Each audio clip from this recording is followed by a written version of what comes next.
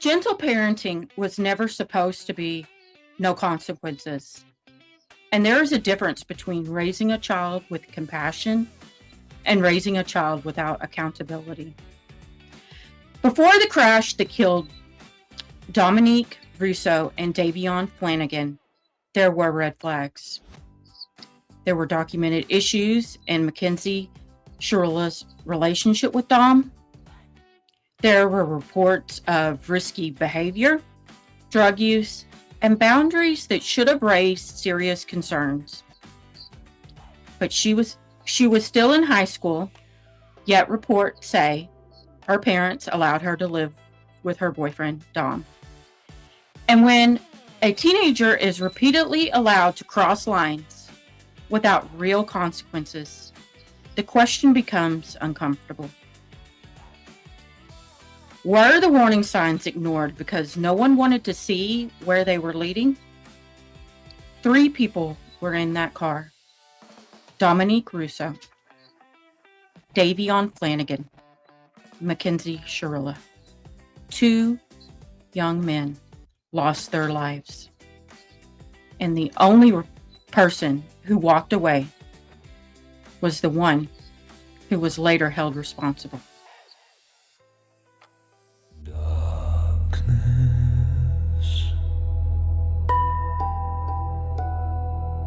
Debaters. Welcome back, Darkness Debaters. This is going to be a 3-part episode or a 3-part series because 1 or 2 episodes just don't cut it in this story. No, we got a lot to cover, guys. We got a lot to cover. Brandy and I have wrestled with whether or not to say the convicted murderer's name because she is enjoying all this fame. We are going to say her name for the purpose of this series, and then we're never going to speak it again. We will refer to her, actually not by her name. We're going to be calling her Shirilla Dakilla in this episode. Right. We got that idea from a TikTok and YouTube channel of that name, and it's perfect. If you don't follow it, if you've never heard of it, go look it up. They are posting some really great stuff. The gibberish translations are my favorite.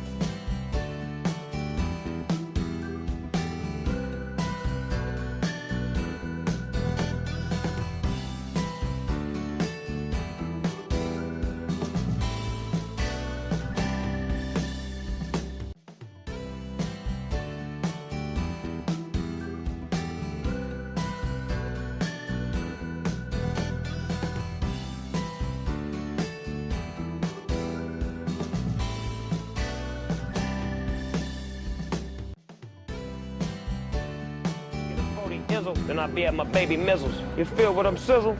For sure. For shizzle, my nizzle. Bribery or something. That's all I could think of. And there's no way she can. There's no way she can because you're going to judge for a long time. Is that somebody screaming? No, that was a door opening. In here, so you know at the juvenile facility how we just have to sit down all day and we're not allowed to walk around? You can just walk here. You're allowed to just walk. But 이야기는 우리가 비자. 비자 키즈. We can meet on the feet on Peter the kids. I mean the Peter he's I meet even she's girl, you trying to sneak me or something Yeah. Well, we should have to sit down all day because that's bad for your butt and stuff. I don't like that. A corporal. Well, I want to ask him if I can get off this pod because this is my 7 days. Hey. He's like, he's a feeder with you. He's like, we talk, he's teaching me like this, or either cheating me screaming. He's like, he's a feeder. He's always in your reason. He's a freezer. Talking to me. I'm like, girl, you don't see me walking to my room. What the fuck? Why are you yelling at me? Well, I don't know why.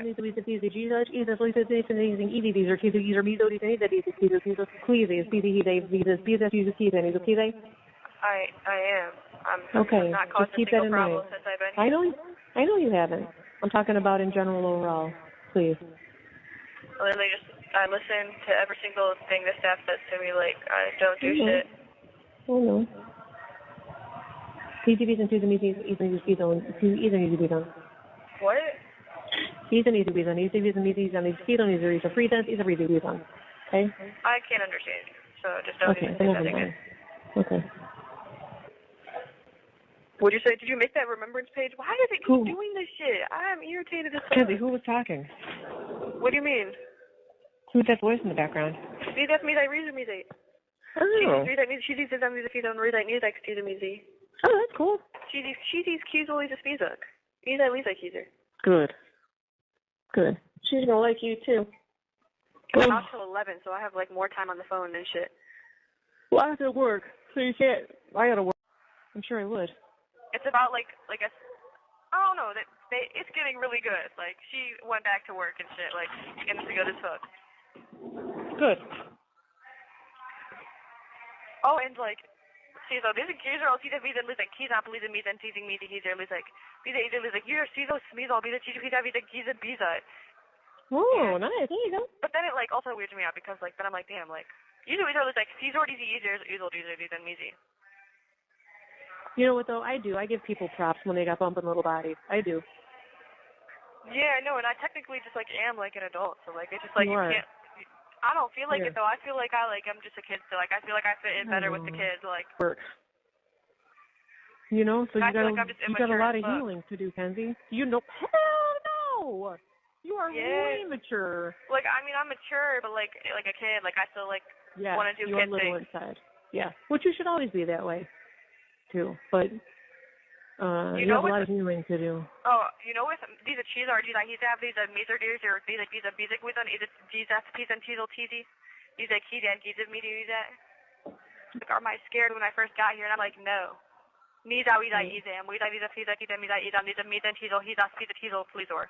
Apparently it's for your safety. I don't give a fuck. They told me that and I know. I don't care. This is not giving. It does not make sense for your safety. But if it's for your safety, then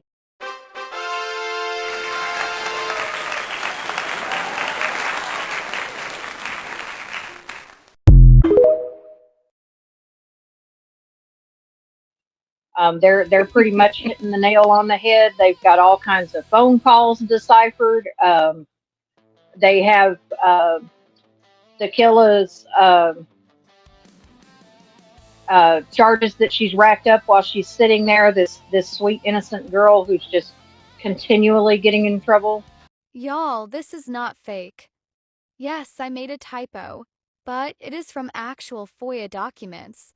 The actual documents only show you a date and a code number for the rule broken. You then have to look up that code number on a separate form to figure out what she did wrong. I just condensed the two.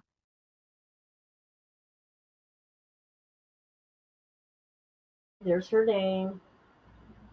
Mental health classification, of course, redacted, which it should be. All right, here are her reports.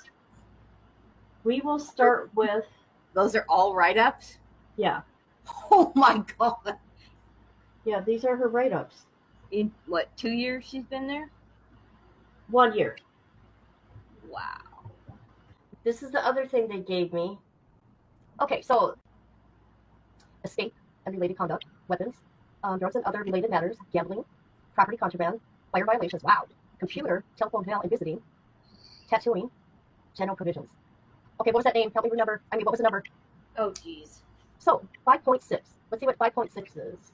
Oh my God, look at all the trouble that day. 6 is.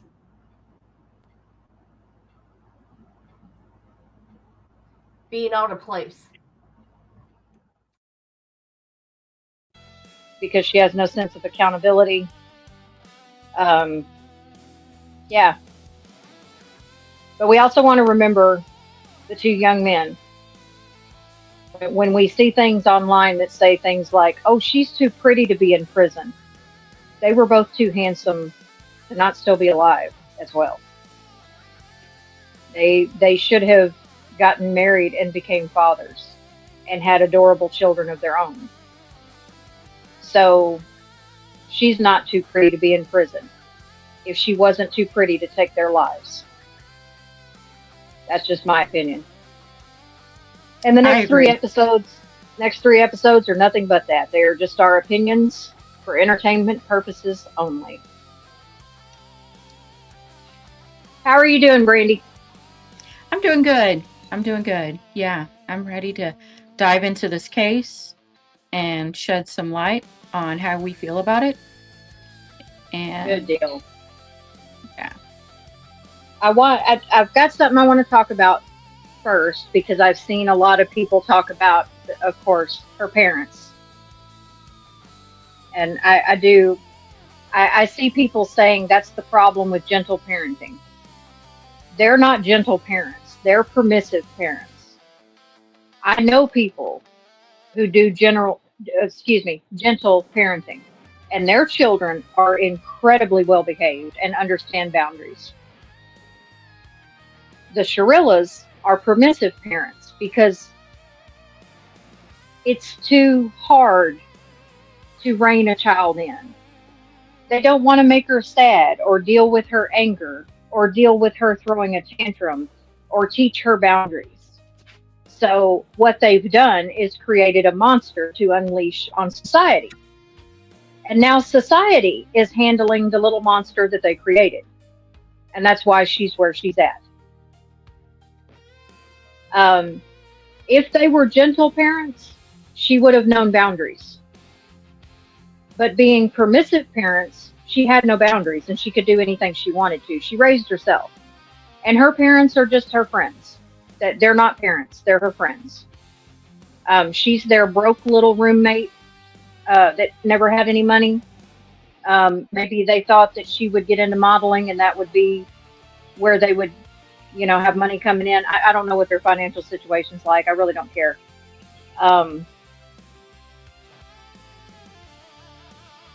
So yeah, they were not gentle parents. They were permissive parents. That leads me into what I'd like to get into. Some of the things that before the killer did what she did on July 31st, 2022. Some of the things the parents allowed her to do. The first being her ability to go live with Dom at his parents' house with him while she was still in high school. And from all accounts, while she failed to maintain decent grades in school, there was no consequences for not doing what she was supposed to do. There are reports that she bullied other kids in high school.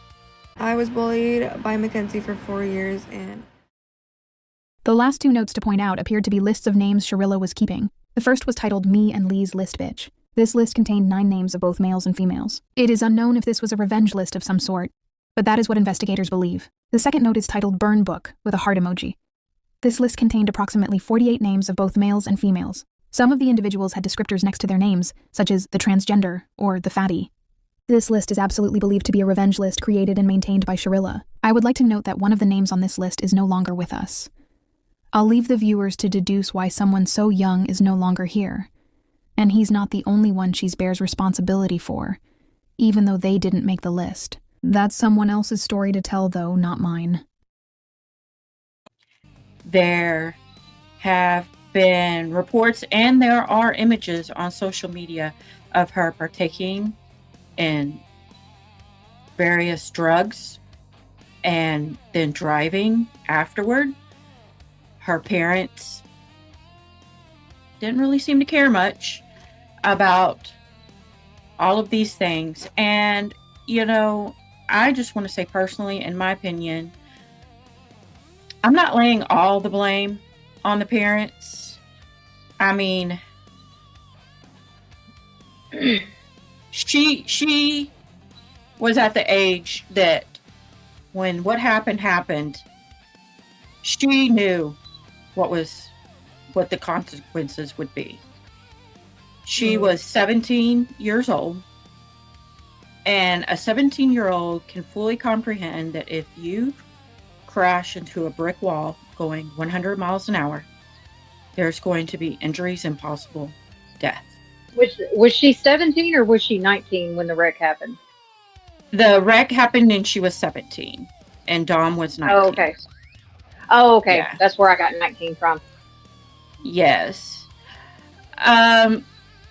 So I'm not laying all the blame on the parents, but I really feel like they should be blamed to some extent, because even after this crash, all we hear from the parents are excuses.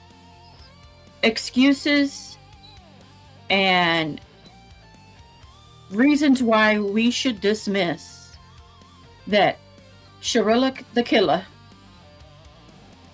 unalived two young men in the prime of their lives who had futures, who had plans, and should have been able to fulfill those dreams and plans that they had for their futures. They should have been able to do those. But yeah, if it were not for her actions. Yeah. Natalie Shirilla, her mom, Shirilla the killer's mom, her victim impact statement. I've got the transcript here.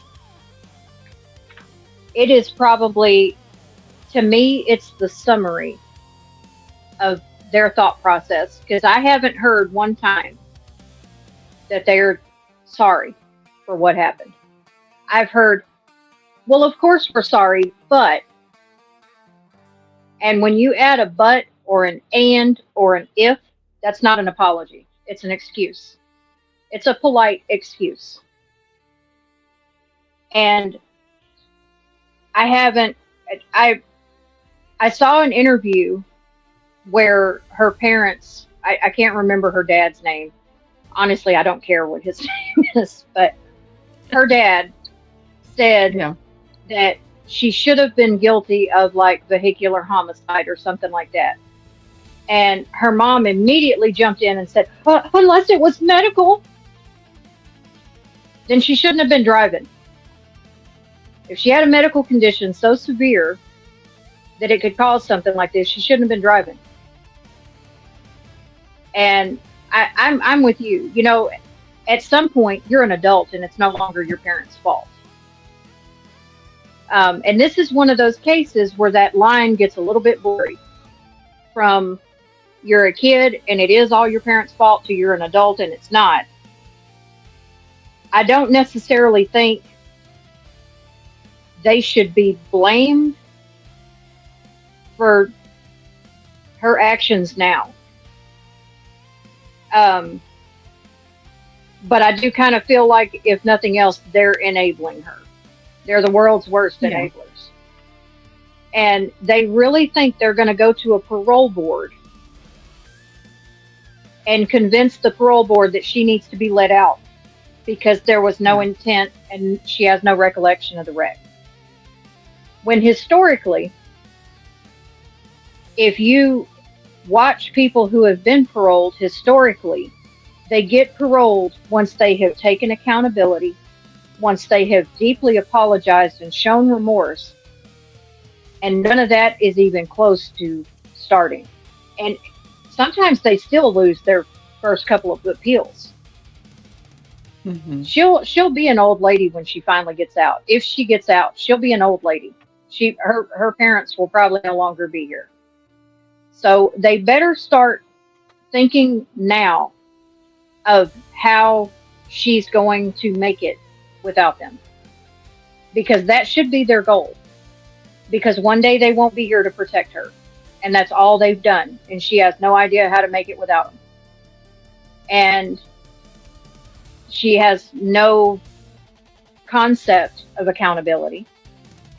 And her parents should be telling her how important it is to be accountable. Unfortunately, this is a situation where they did not. And now society and the law has had to step in and force accountability. And that family is still trying to get out of it. And what's Yeah. so sad about all of that is that there are two wives who are being overshadowed by these egocentric, out of touch with reality people who couldn't care less. Dominic and Davion were good friends, best friends, I believe. Dom's sister has a podcast here on YouTube. You guys go check her out. I think it's called The Big Sister Unhinged. And she's had Davion's sister on. That was a really good episode. They talked a lot about Davion wanting to be, I don't know if he wanted to be a barber or like a hairstylist. I really, let me know in the comments. It was a barber. The difference is. It was a barber? Okay. It was a barber. Mm-hmm. And they started a scholarship, didn't they? In his honor, They for people that did. want to go to school. Yeah. And that's He was supposed that's to. amazing. Yeah, he was supposed to. He had already applied and been accepted to barber school, and he was supposed to start. And so they wanted to pay it forward to other people because he didn't get to live out his dream. And I think And that's amazing. just remarkable. Yeah, it is. It is. That's so I couldn't have any more respect or anything for his family, honestly. I mean, just them moving forward in such a manner is phenomenal. And Dom's sister is working on updating the outdated Son of Sam laws, which the Son of Sam laws were about they can't make money off of their crimes, but it doesn't include social media. Right. Of course, because of when it was written. Right. It was written like, I think in the 70s or something, and there was no I believe so. social media back then. Yeah. And I couldn't agree more. They need updated. It's time to be updated. Right. And So, I applaud there his sister for going after that. There is a change.org thing going around for Dom's Law. I'm sure Mandy will share it with you guys. Yes. I would just encourage everybody to go sign that and let's get this law updated to current times. Yeah. Absolutely. Let's take this money train away. And not just because of her, but because of all of these people who are now infamous in social media. Yeah. Let's take that money train away. I agree. Yeah, I just want to also touch on the relationship between Shirilla, the killer, and Dom, our boy Dom. They had been in a relationship for about 4 years prior to the incident. They had a rocky past.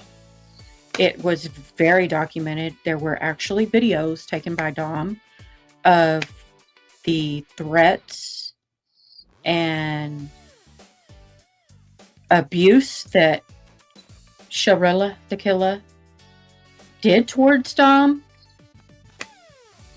She would hit him. She would make threats to him. They would break up and then get back together.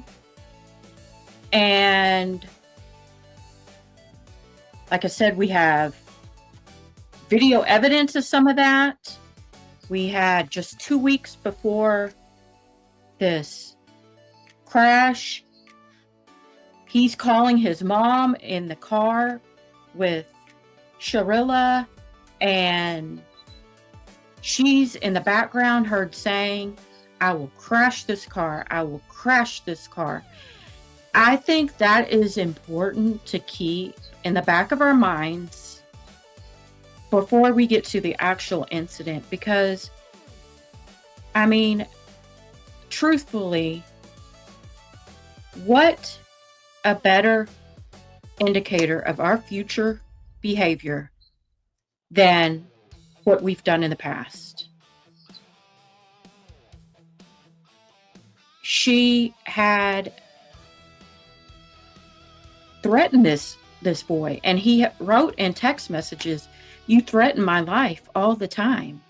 She can be seen on video being so argumentative and out of line and combative prior to this incident. I can see how he loved her, and young love is naive. It's blind. We don't know what was going through his mind as far as continuing this relationship. It's been told that they were going to get married one day.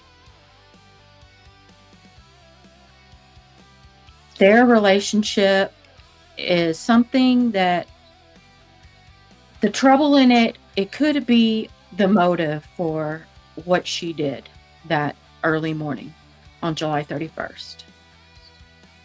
And yeah, what do you think, Mandy?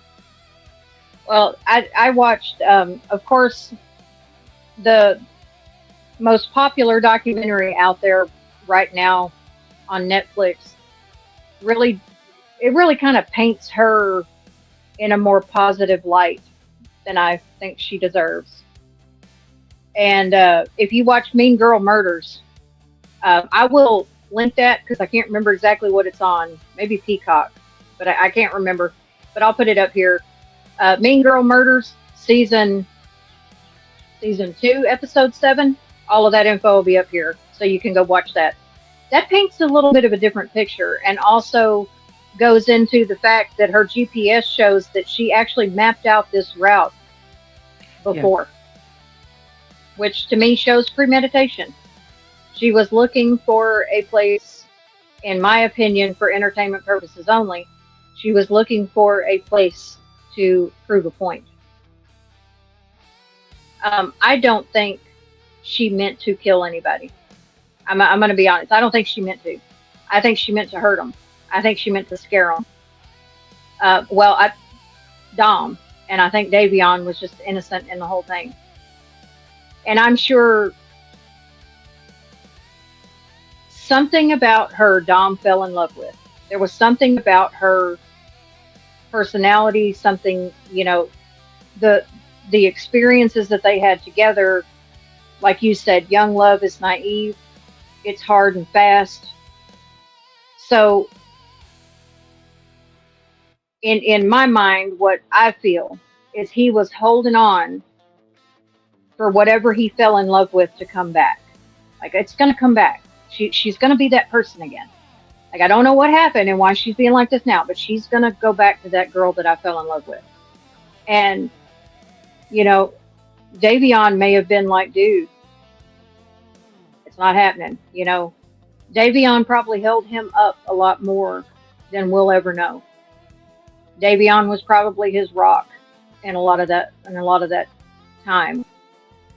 I know Davion lived with him for a little while, and Me too. it was probably, Dom probably leaned really hard on Davion, and Davion was that friend that was going to stick with him and be his best friend until the very end, literally. I think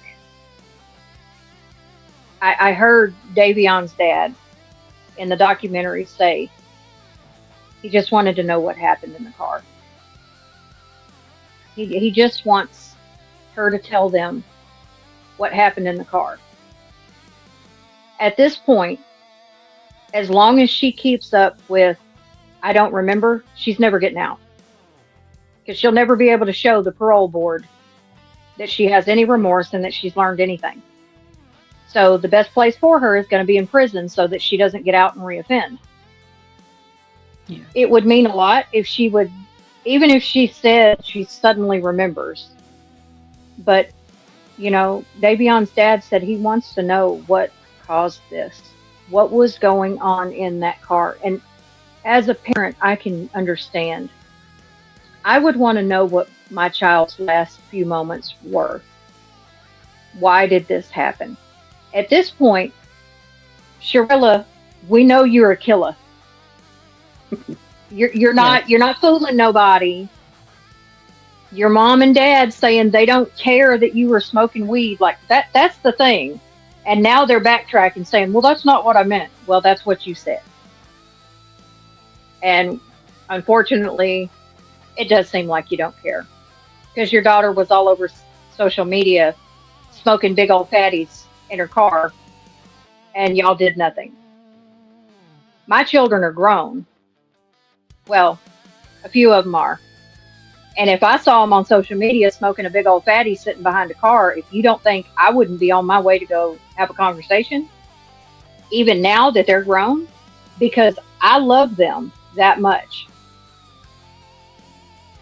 Them being upset with me because I'm calling them out on bad behavior is okay, as long as they live and they don't hurt somebody else. I'm still going to do my job, because parenting is a job, and it's a job that they don't take seriously. They will never push her to be accountable. They will always try to find a way to cover up what she did. And she's going to have a world-shattering realization when something happens to her parents, due to old age. And I hope that's not anytime soon. I hope that's a long, long, long, long, long, long, long time. But it's going to happen one day. My mother's passed away. Fortunately, she taught me how to live without her. She taught me how to be an adult. One day I won't be here for my kids, but fortunately they know how to live as an adult. It happens to all of us. And when it happens to her, they better hope she's still there so that somebody can take care of her, because she will not be able to care for herself. And all of the modeling and everything that they're hoping for is going to be gone by the time she gets out, because I'm pretty sure she's not getting Botox and all the things while she's in there to keep herself pretty and young. So by the time she gets out, that modeling face is going to be gone, and probably that body too. So,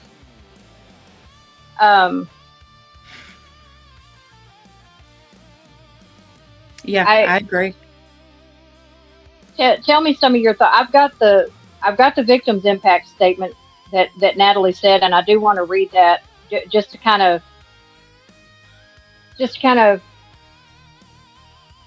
how do I put this?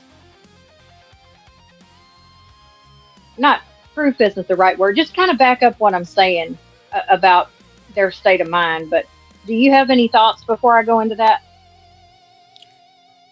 I would just say I agree. I think the goal of parenting should be raising humans that can go out in the world and be good humans and contribute to society. And I feel that Mackenzie's parents failed at that. They failed miserably, and that's just my opinion. Yeah, I agree. So after Mackenzie, the killer, was sentenced, her mother had this to say. And Netflix didn't show all of this, but this is supposed to be the whole thing. I think it is. Where I got it from said it was the whole thing, so hopefully it is. I just want to say to the families that I am broken, lost, and my heart hurts for everyone, okay? Davion was her good friend. Not true. And Dom was the love of her life. And he was part of our family, okay? Just so sorry that this happened, and we are heartbroken. Your Honor, this was a terrible, tragic nightmare that she has no memory of, and she will never emotionally or physically recover from it. We'll expound on that later. She almost died too, and we ask you, please do not run the sentences consecutively, because it was family. And we all love each other. The morning of the accident, I got a phone call that there was an accident. I didn't know who was in the car. The names had not been confirmed yet. I called Dom over and over again, but he didn't answer the phone. I called his mom, and she didn't answer the phone either.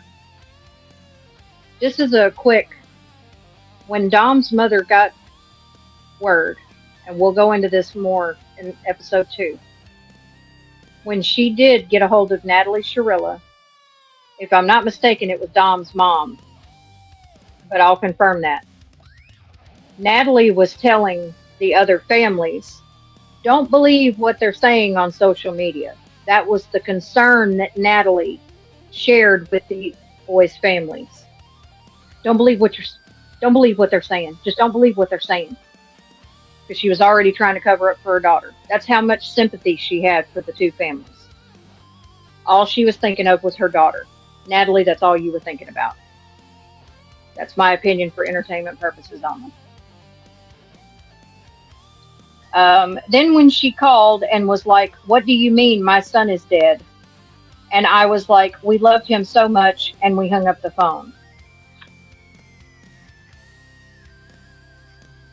Natalie Shirilla then said, that post I commented on because someone, I think there's a skip here. I don't think I have the full transcript, but here's some more of it. That post I commented on because somebody had called her a murderer. He's not a murderer. She didn't even have her phone at that point. The police still had it. Not because of the modeling opportunity. Who cares about that? You do, honey. You care a lot. You still care. While she was laying up in the hospital, y'all was all excited about this modeling thing. For 3 months after the accident, she would only wear his clothes, she would only eat the snacks he ate, and she would only listen to the music he wrote. She was lying in bed for 3 months crying. There was a shrine of him next to her with photos and things that he liked. Her friends asked if she wanted to go trick-or-treating for Halloween, and it was at OU, and she didn't even want to go. She couldn't even barely walk yet. So I was like, baby, please go. It's Halloween. You've been lying around for 3 months crying, and you have just a moment of fun. She just needed a second of fun after losing her whole world. That was us. So I just have a question right here. Was she lying around for 3 months because she was grieving? Or was she lying around for 3 months because she couldn't walk? I don't know. I wasn't there, but me neither. It's a good question, though. And that last thing, that was when, people brought up that she dressed up like a corpse and went out for Halloween. And, of course, her mom steps in to take the blame and enable her and go, no, it was our fault. It was our fault. It wasn't her fault. Not my baby. It was our fault.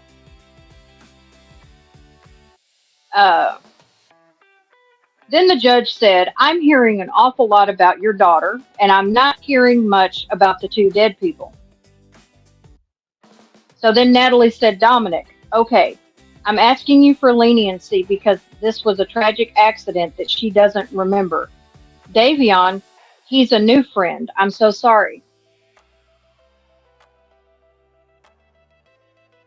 Again, goes right back to her daughter. The judge said, I'm not hearing anything about the boys.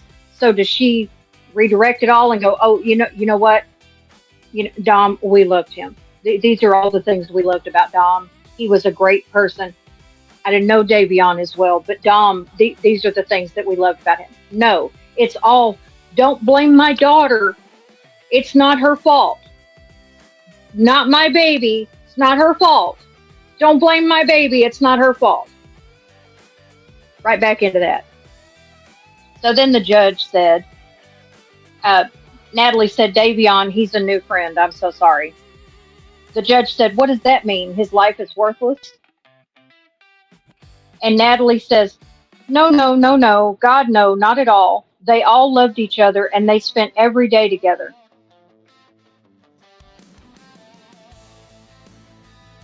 Such a weird response. Her response to that is so weird. And it does feel like, oh, Davion was new. No emotional ties there because he was new. So, I mean, he was just some kid. Was he in the car? I'm not sure. The only one I'm concerned with is my daughter. So I don't, those other two boys, somebody else can deal with them. But my daughter, just my daughter. Honey, that's how y'all come across. If you happen to see this, that's how you come across. Nobody feels sorry for you or your husband or your daughter. And she's never going to make parole if y'all keep going down this way. But I'll continue. Then the judge said, isn't that part of the problem? They all trusted each other. Natalie says, it wasn't a problem at all. I guess it wasn't because your daughter was able to get them where she wanted them. In my opinion, for entertainment purposes only. Judge says, it was a problem when they all got into a car together and two of them ended up dead. Natalie said, I understand what this looks like. I'm saying it was a tragic accident. She would never. The judge said, we're going to have to disagree on it, or on that. Natalie said, but anyway, that's it. I just wanted to address that. We told her to go to those things, and then she did go with Dom's family. So look at it with different eyes if you can, please. What eyes? What eyes should we look at it? In episode 2, I'm gonna say some things about Dom's mom. Let's look at it from her eyes. Can we look at it from her eyes for a second? What about Davion's parents? Can we look at it from their eyes? And I don't mean to leave Dom's dad and everybody else out when I say that, so please don't think that way. But, so let's just include them. Let's look at it from Dom's family. Let's look at it from Davion's family. Let's look at it from their eyes. Can we do that? Instead of from Natalie's eyes, where her daughter is perfect and innocent, and she didn't do this. Because you actually know that she's not. But you don't care. And there's interviews where her dad is telling people, oh, well, it's just because of the last name Russo that she got in trouble. No, your daughter is in trouble because she murdered 2 people. Your daughter's where she's at because she murdered 2 people. Not because of their last name. I live in small town America too. And yes, there are some certain last names that mean something.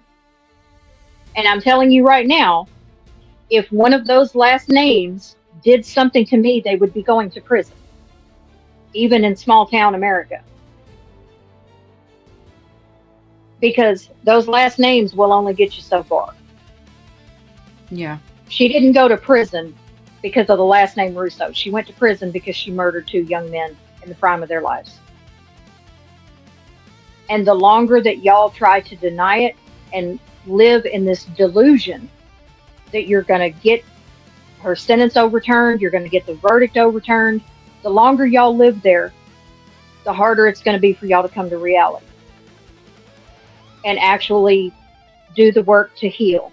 Because I do believe that whole family needs to heal. Shirilla, they need some healing.